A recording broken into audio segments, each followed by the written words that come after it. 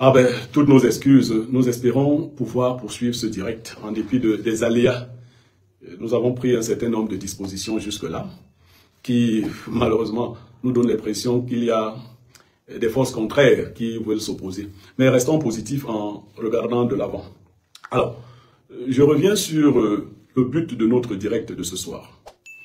Il est question pour nous de prendre la parole en cette période importante, grave de la nation.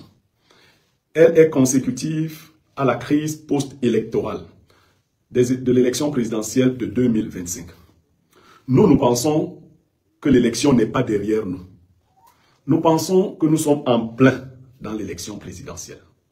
Nous sommes en plein dans l'élection présidentielle en dépit de la proclamation par le Conseil constitutionnel des résultats de la dite élection.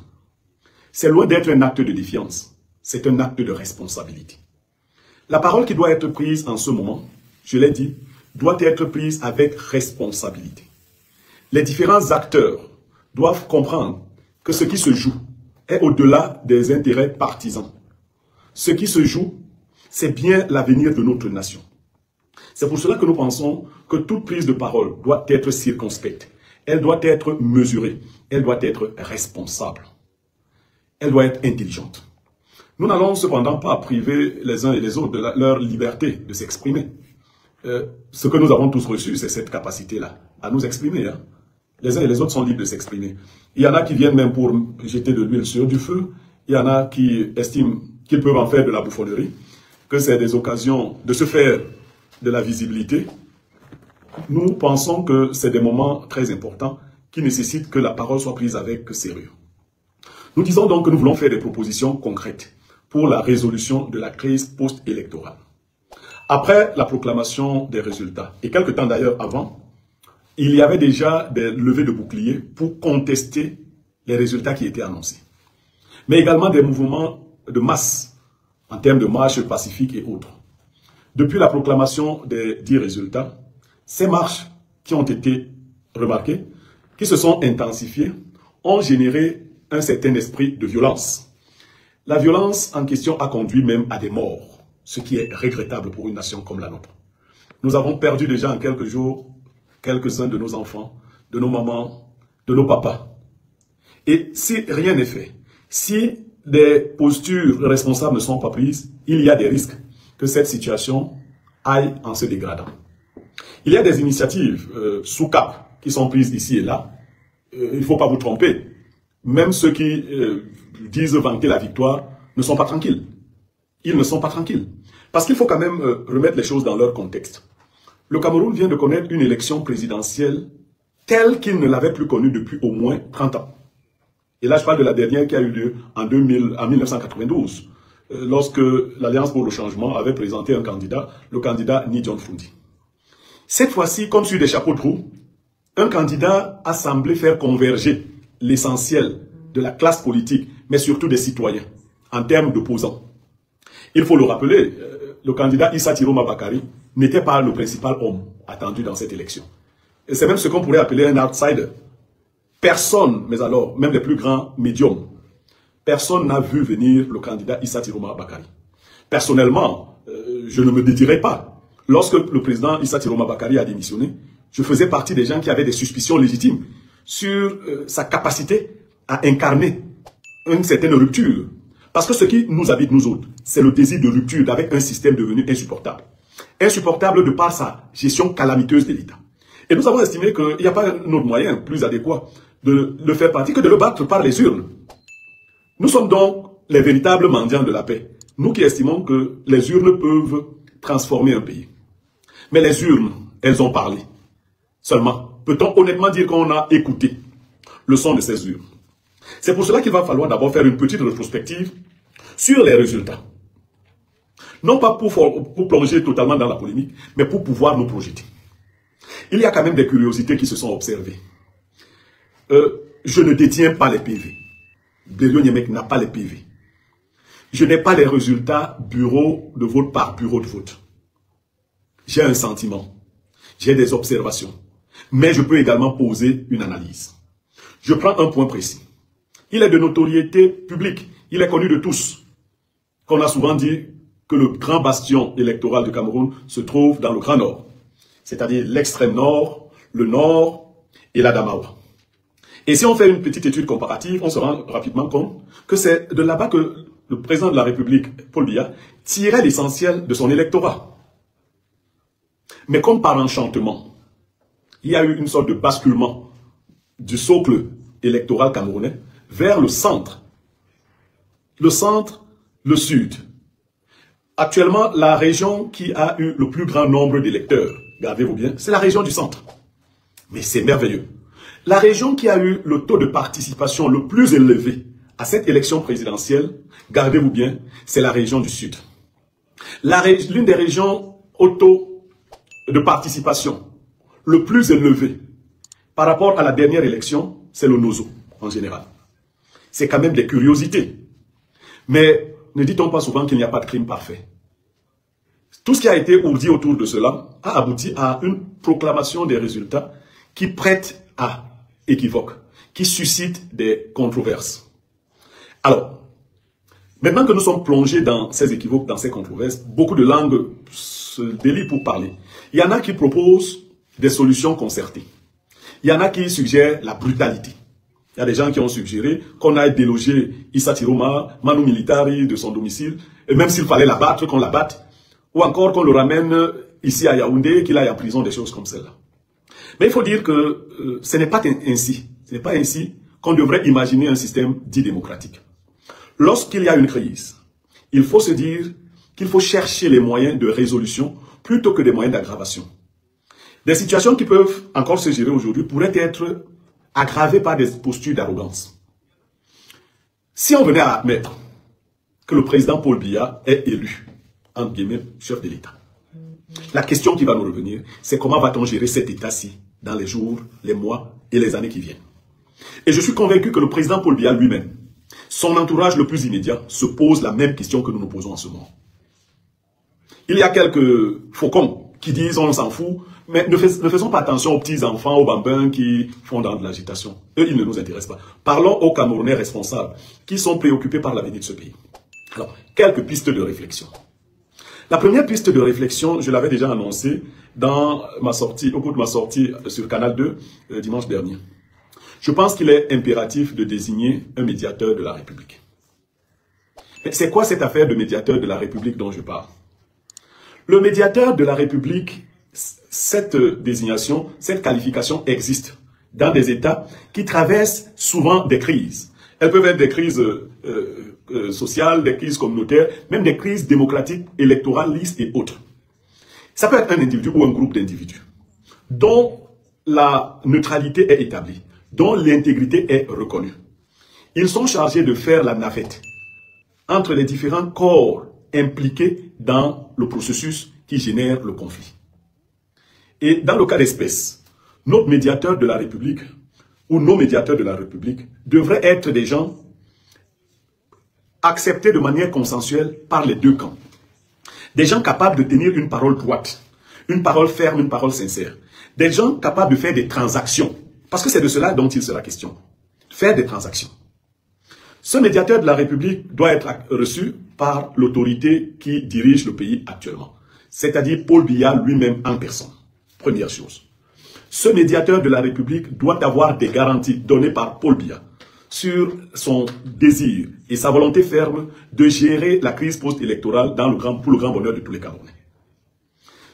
Paul Biya, le président de la République, devrait faire des propositions concrètes d'ouverture en vue de nous installer vers un climat d'apaisement. Dans le même temps, le dit médiateur de la République devrait être capable de se rendre auprès de Issa Tiroma Bakari et obtenir son accord de principe en vue d'une résolution apaisée du conflit qui nous oppose. Et cela devrait donc prendre des formes conventionnelles. Un certain nombre d'institutions pourraient accompagner ces médiateurs ou ce médiateur de la République dans son travail. Ce travail devrait se faire avec le plus grand sérieux. Loin de ceux qui chantent la victoire et qui attisent la haine. Le Cameroun ne peut pas trouver son apaisement en ce moment, à moins que nous prenions sur nous de faire des propositions d'apaisement concrètes Et je voudrais que les Camerounais le comprennent. Ceux de la diaspora ont envoyé un message. Observons tous que pendant l'élection présidentielle de 2025, le candidat Issa Tiroma Bakari a presque dans toute la diaspora gagné l'élection présidentielle. Ne pensez pas que nous sommes deux types de Camerounais. Ceux qui sont dans la diaspora sont une autre version de ce que nous représentons. C'est-à-dire qu'ils constituent un échantillonnage de tout ce que le Cameroun représente. Donc, le message de la diaspora est également passé. Je crois que c'est la première fois que le président de la République lui-même essuie une telle défaite dans la diaspora camerounaise. C'est un message qu'il faudrait écouter. Et quand on connaît l'apport que la diaspora a de manière objective dans l'économie du Cameroun, je dis bien de manière objective, pas de manière subjective. Ce n'est pas des gens à qui on pourrait dire, oh ben, vous avez bavardé là-bas et puis c'est votre... Non. Donc, le médiateur de la République, c'est un esprit éclairé, apaisé, averti. Mais également, nous devons appeler le président Issa Tiroma Bakari à plus d'ouverture, à l'acceptation d'une situation d'apaisement. Nous ne pouvons pas imaginer plonger le Cameroun dans le chaos. Le chaos ne profitera à personne. Et s'il devrait même profiter, je crains que le chaos profite à ceux qui n'ont plus rien à perdre. C'est-à-dire à ceux qui, pendant plus de 40 ans, n'ont pas fait ce qu'ils auraient dû faire pour le bien des enfants de la République. Et qui aujourd'hui pourraient se dire que ils ont tout perdu, hein, tant qu'à faire que tout se gâte. Mais recentrons le débat. Je vois une situation dans laquelle nous pouvons obtenir, dans la période qui précède les élections législatives et municipales, une refonte de nos institutions. Déjà un gouvernement de large ouverture, dans lequel on va inclure des personnalités politiques importantes, qui viendraient rassurer au niveau de certains ministères importants, de l'organisation prochaine d'élections libres et transparentes. Je pense à la prise en compte des travaux effectués par des politiciens depuis un certain temps autour du code électoral.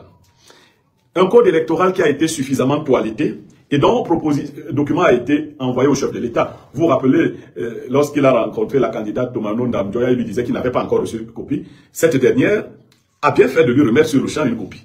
Mais pourquoi n'avait-il pas reçu copie? Pour les mêmes raisons que vous et moi imaginons. C'est-à-dire que ceux qui ont beaucoup de mépris pour les Camerounais avaient jugé inutile. D'ailleurs, ils avaient jugé que ce serait leur faire ombrage ou leur couper l'herbe sous le pied que de remettre un tel document au chef de l'État. Ce qui nous amène à combattre la fameuse thèse selon laquelle le chef de l'État du Cameroun est l'homme le plus renseigné. Lui-même nous disait qu'il n'avait pas reçu copie du travail que les autres politiciens lui avaient adressé. Parce que, quoi qu'on dise, il est encore celui qui a le pouvoir d'agir. Il aurait donc pu agir. Il n'a pas pu agir parce que on a tout fait pour qu'il ne soit pas au courant du document. Alors, première chose, un gouvernement de large ouverture à des hommes politiques importants, à des postes importants qui permettent de réorganiser l'action gouvernementale en vue de la préparation des élections législatives municipales apaisées. Prise en compte de la mouture du code de révision du code électoral proposé par 6 ou 7 partis politiques, document que j'ai eu à parcourir, qui indique quand même un certain nombre de réformes auxquelles nous avons tous aspiré jusque-là. Troisième chose, il est impératif que les élections qui vont arriver assurent une certaine transparence du processus qui permettra de réorganiser la perception politique du peuple camerounais. Pourquoi je le dis? Je le dis parce que depuis un certain temps, on avait été habitué à la dépolitisation des Camerounais. Le citoyen camerounais ne participait plus au processus électoral, ce qui a laissé croire qu'on avait tout abandonné. Ben, à l'occasion de l'élection présidentielle de 2025, il y a eu un regain important de l'intérêt pour la chose politique. Et je vais prévenir les uns et les autres que si ce regain est bien entretenu, la participation aux élections législatives et municipales risquerait d'être encore plus importante. Ça, il faut le penser, il faut le savoir. Nous risquons d'avoir une participation plus qu'importante aux élections législatives et municipales de 2026. Et cela pourrait reconfigurer la classe politique sans que nous ayons besoin de casse. Pour les conseils que je pourrais donner en aparté à l'opposition, je ne vais pas les donner ici. Mais ici, je parle de manière globale. Si nous prenons l'option de la paix que nous souhaitons, il va falloir que chacun lâche du lest. Il va falloir que le pouvoir en place, connaissant la vérité, mieux que quiconque, ne serait-ce que celle que lui-même a voulu proférer. Parce qu'il s'agit de quoi? Il s'agit de dire que dans le Grand Nord en général, le Nord, l'extrême Nord, l'Adamawa, quand vous prenez les trois, Issa Tiroma Bakari a gagné. Je veux dire qu'ils ont dit que Issa Tiroma avait perdu légèrement dans l'extrême Nord, il a gagné dans le Nord, il a gagné dans l'Adamawa, et quand vous faites la somme des trois régions, vous divisez par 3, il passe devant le président Paul Biya. Donc on peut considérer qu'il contrôle le Grand Nord. Il a gagné dans le littoral, ils l'ont admis, ça fait 4 régions. Il a gagné dans toute la diaspora. Il a gagné à l'ouest, ça fait 5 régions, plus la diaspora 6. Parce qu'il faut compter la diaspora comme une région du Cameroun. Il est resté au président Paul Biya d'avoir gagné au centre, au sud, à l'est. Et miraculeusement, au Nozo. Ça, nous sommes obligés de le dire. Le président de la République a miraculeusement gagné l'élection au Nozo. Nous voulons mettre d'abord le Nozo hors de cette affaire-là, un peu de côté. Donc, je crois que dans ces conditions, l'orgueil ne peut plus être la méthode d'administration de cette problématique. Nous ne pouvons pas être face à une telle réalité. Laissons les détails des chiffres. Regardons la réalité en face.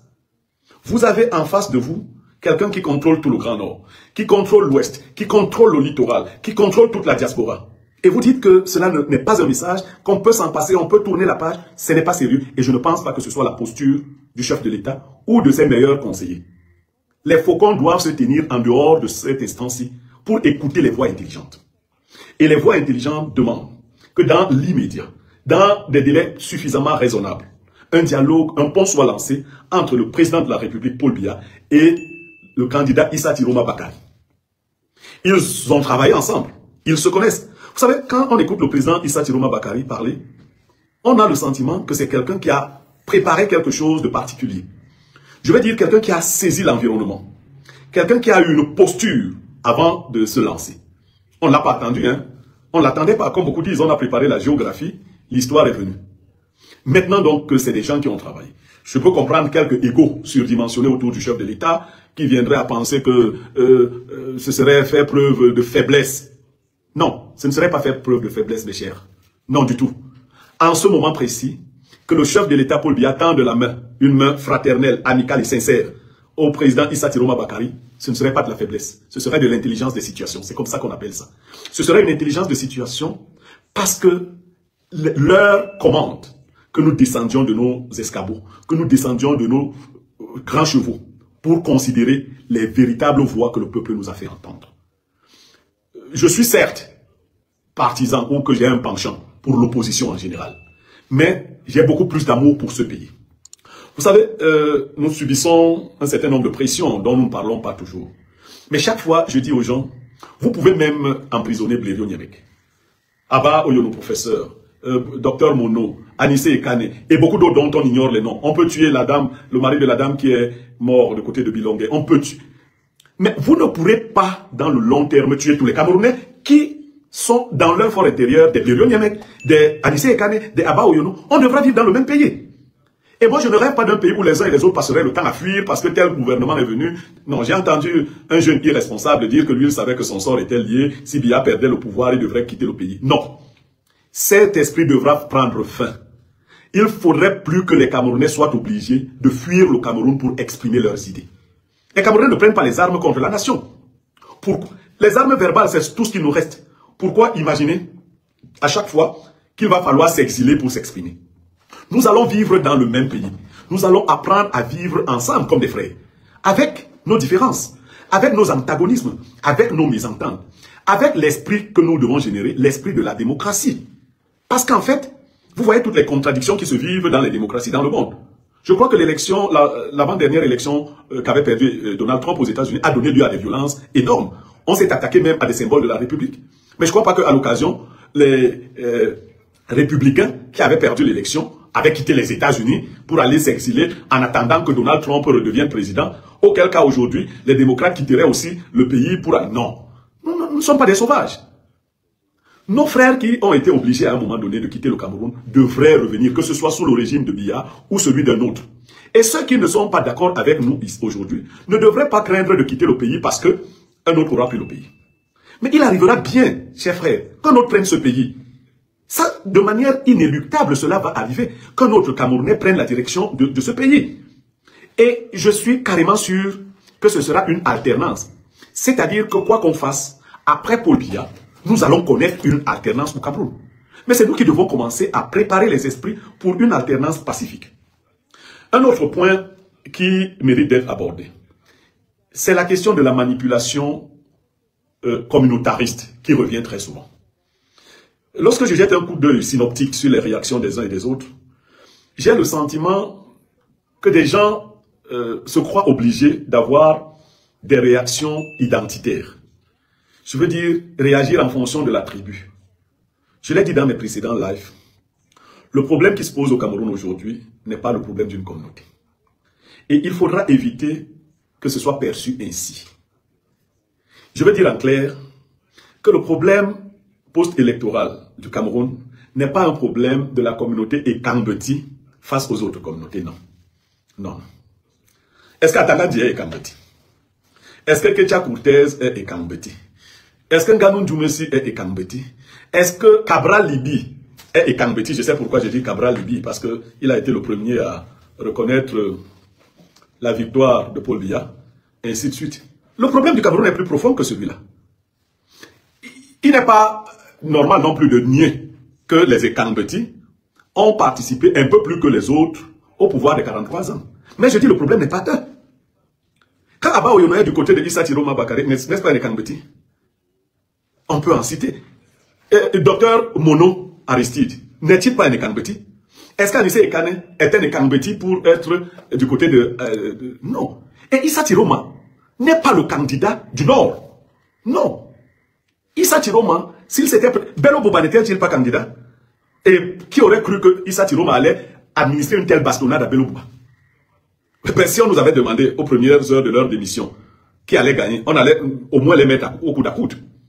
Donc, la vague qui s'est produite est une vague patriotique.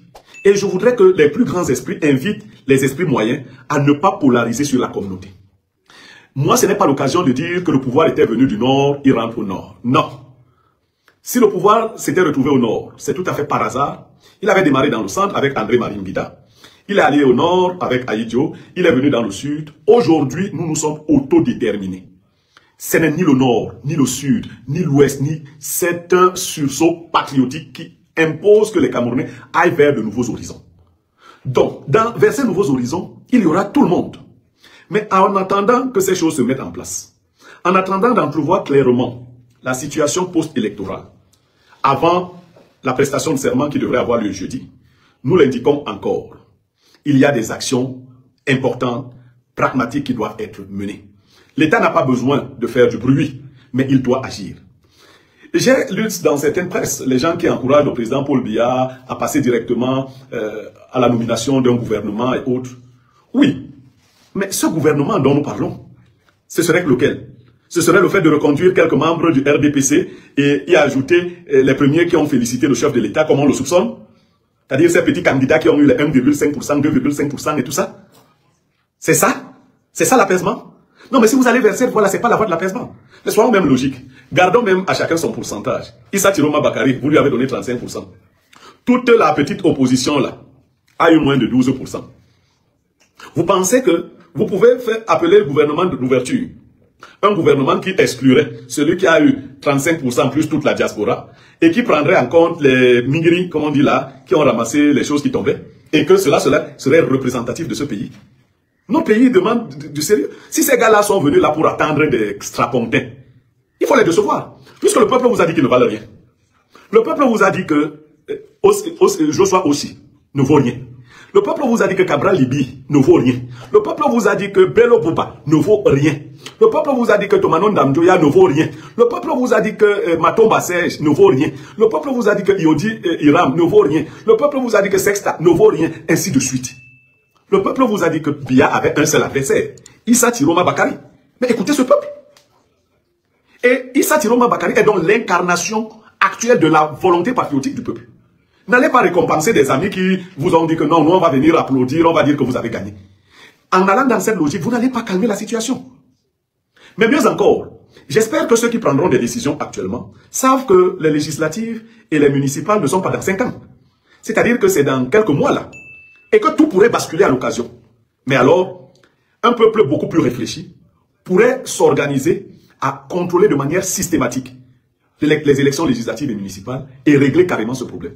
Il faudrait simplement, dans ce cas de figure, que l'opposition camerounaise, la vraie, fasse preuve d'intelligence. Et je vois déjà cette intelligence se dessiner. Eh bien, je vais vous dire, il y a quelqu'un dont la parole est devenue très rare et tout le monde cherche sa parole ces derniers temps. Le professeur Maurice Kamto. Faisons très attention. J'ai entendu beaucoup de critiques, moi-même j'en ai formulé à l'endroit de ce monsieur. Mais observez, depuis sa sortie du Conseil constitutionnel le 5 octobre, Maurice Kamto s'est tu. Chez les Bassa, on dit si tu tapes sur un chien, tu sais qu'il s'est tu pourquoi. Très souvent, ce chien va tourner et revient en catimini te mordre. Et très souvent, il te mord mortellement. Il faut faire très attention. On ne peut pas avoir un individu dont le monde entier reconnaît l'intelligence à ce point et penser qu'on peut le ridiculiser comme on l'a fait, sans conséquence. Je vous assure, c'est manquer d'intelligence. Il a souvent eu des sorties, certaines que je n'ai pas approuvées. Mais depuis un certain temps, il utilise une arme terrible, le silence. Qui s'est demandé à quoi renvoie le silence de Maurice Kamto? Qui s'est demandé? Vous pensez que Maurice Kamto a disparu de la scène politique, c'est fini, comme j'entends quelques-uns dire, ou vous vous trompez? Si quelqu'un le pense, il se trompe. C'est un repli stratégique. Et la Troisième République qui s'annonce, les intentions d'apaisement que nous indiquons obligent que quelqu'un comme Maurice Kamto soit au centre de cet apaisement. C'est même l'un des piliers de cet apaisement. Et donc j'indique là des voies claires pour ceux qui croient ne pas voir, ceux qui ne voient pas bien ou qui refusent de voir. Nous ne pourrons pas nous passer de l'apport de quelqu'un comme Maurice Kamto. Vous avez vu, le président Issa Tiroma l'accompagner au Conseil constitutionnel. Vous avez suivi les différentes interventions du président Issa Tiroma lorsque la candidature du professeur Maurice Kamto a été finalement rejetée par le Conseil constitutionnel. Vous avez entendu par ailleurs qu'il y a eu des rapprochements entre le professeur Maurice Kamto et un certain nombre d'opposants. Vous pensez que son attitude devrait être plus bavarde que celle qu'il a eue, plus éloquente?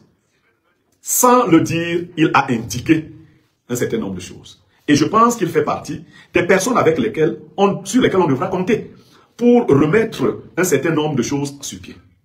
Donc, notre message d'apaisement, notre message de regroupement va dans le sens de dire tout n'est pas perdu, mais tout n'est pas gagné non plus. Il n'est pas question de jubiler, on a gagné, on a gagné. Non. Qui a gagné? Qui se croit sûr d'avoir gagné? Toute victoire doit pouvoir s'étendre dans la durée. Mais la fragilité d'une victoire peut devenir dangereuse entre les mains de celui qui la possède pour l'instant. Et la victoire durable, dans le cas d'espèce, ne peut être qu'un esprit d'apaisement et d'ouverture. Nous implorons donc la grande sagesse reconnue au chef de l'État camerounais. Nous lui demandons de ne pas écouter les sons des faucons, des va-t-en-guerre, des gens qui s'accrochent à leur strapontin parce qu'ils ont besoin de protection de l'État, mais d'écouter le cœur des Camerounais qui lui parlent. Je crois qu'en tant qu'homme d'État, il a pris la mesure du message qui lui a été envoyé. Et je sais que le président Paul Biya a été informé des résultats vrais de chaque bureau de vote. Et qu'au fond de lui, il sait que les Camerounais se sont exprimés et il connaît la version exacte du discours que les Camerounais ont envoyé. Ce n'est pas faute d'amour pour le président Paul Biya. Les Camerounais ont beaucoup aimé le président Paul Biya. Les Camerounais ont beaucoup supporté le président Paul Biya. Président Paul Biya, nous avons traversé avec lui des moments les plus difficiles de notre nation. Les crises économiques, les guerres fratricides, ainsi de suite. Nous ne l'avons pas lâché. Le Nord Cameroun, dont on parle aujourd'hui, a beaucoup soutenu le président Paul Biya. Il dit d'ailleurs de Marois que c'est la fille aînée du renouveau. Mais le Grand Nord a empêché à la secte Boko Haram d'envahir notre pays. Les Camerounais aiment donc profondément ce pays et le président Paul Biya. Mais chaque chose a un terme. Et le terme commence à se dessiner. Et il est souhaitable que ce terme soit heureux. D'abord pour lui-même, le président Paul Biya, mais aussi pour la large majorité des Camerounais. Les séparations les plus réfléchies sont les plus belles. Nous allons nous séparer un jour ou l'autre. Mais il vaudrait mieux se séparer dans la paix. Qu'on ne garde pas de souvenirs trop tristes de cette séparation. Parce que même par la force des choses, nous allons nous séparer. Vous savez, dans ma langue, on dit que la chèvre avait dit à la corde qu'on se séparera un jour. La corde ne croyait pas. Partout où on amenait la chèvre, elle était avec la corde. Quand on l'amenait au marché, on l'a encore amenée avec la corde. La corde a dit à la chèvre, tu as dit qu'on va se séparer, nous voici ensemble. La chèvre lui a dit qu'on se séparera un jour. Quand on a tué la chèvre, au moment de la mettre dans la marmite, on a jeté la corde. Alors la tête de la chèvre a dit à la corde, nous voilà enfin séparés. nous allons nous séparer un jour. Mais de quelle manière? Cela dépend en grande partie de vous, patriarches. Vous l'êtes non seulement par votre âge, mais par votre expérience. Nous ne voulons pas être de ceux qui passent par l'invective ou la violence. Cela ne nous profite pas. Mais nous voulons être la voix de ceux qui viennent vous dire, écoutez aussi des sons différents. Arrêtez d'écouter ceux que vous connaissez, là, ceux qui tirent profit de leur posture et qui croient et qui vous disent à tort qu'après vous, le Cameroun est fini. Non, président. Lorsque Amadou Ahidjo vous cédait le pouvoir, il était âgé de 58 ans. C'est vrai qu'il avait eu des soubresauts de santé. Mais il y avait d'autres personnes qui lui disaient qu'il devait céder le pouvoir à un frère du Nord.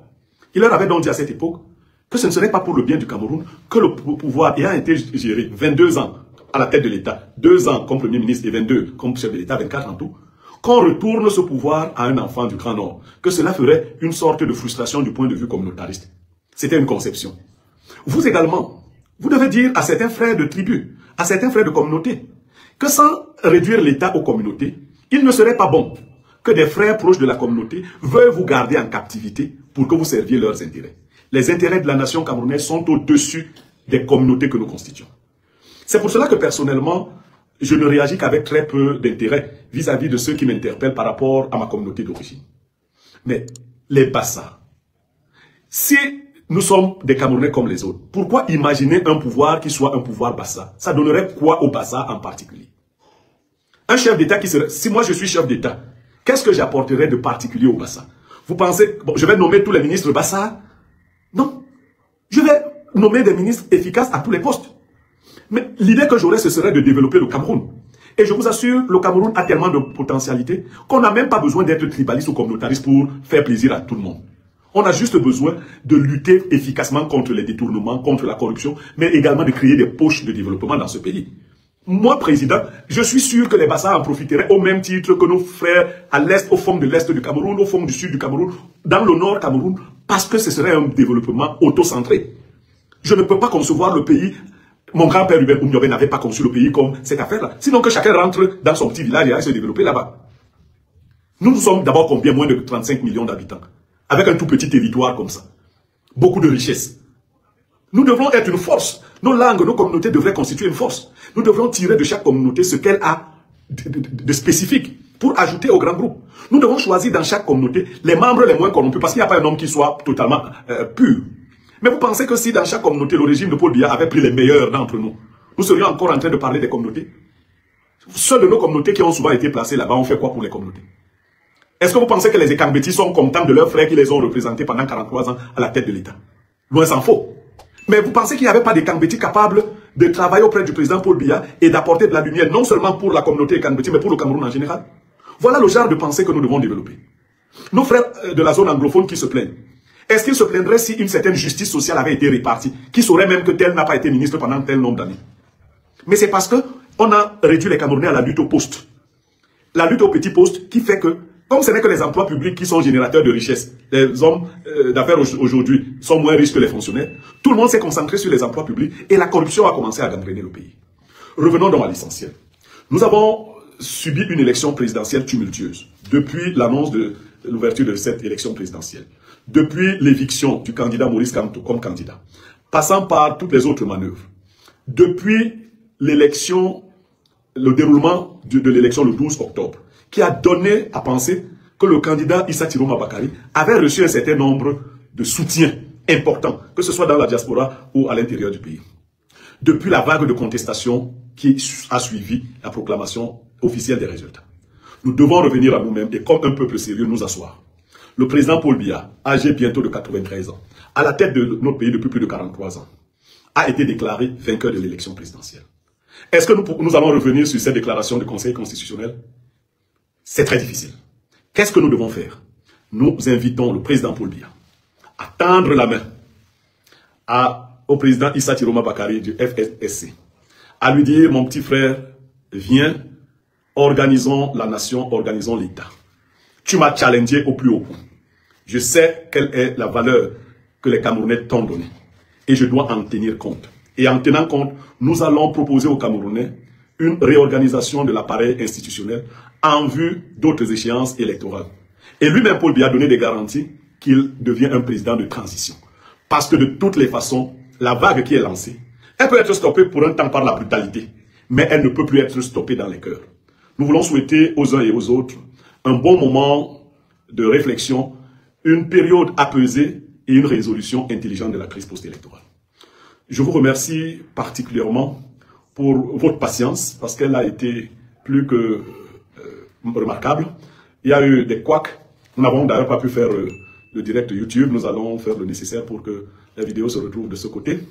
Mais vous avez montré beaucoup de résilience. Nous allons répondre brièvement à quelques questions qui ont été suggérées par ceux qui nous ont suivis jusque-là. Et après quoi, nous allons nous séparer. L'une des questions, que pensez-vous d'un éventuel renversement du pouvoir au profit du régime en place, c'est-à-dire d'un coup d'État de l'armée? Non. La sagesse camerounaise nous interdit de céder notre pays à l'armée parce que nous sortons de 43 ans de dictature. Nous n'aurons pas besoin de dictature militaire encore. Mais si pour les législatives, il y aura encore de la tricherie, non. Nous disons que si la main du chef de l'État est véritablement tendue, un certain nombre de mesures seront prises.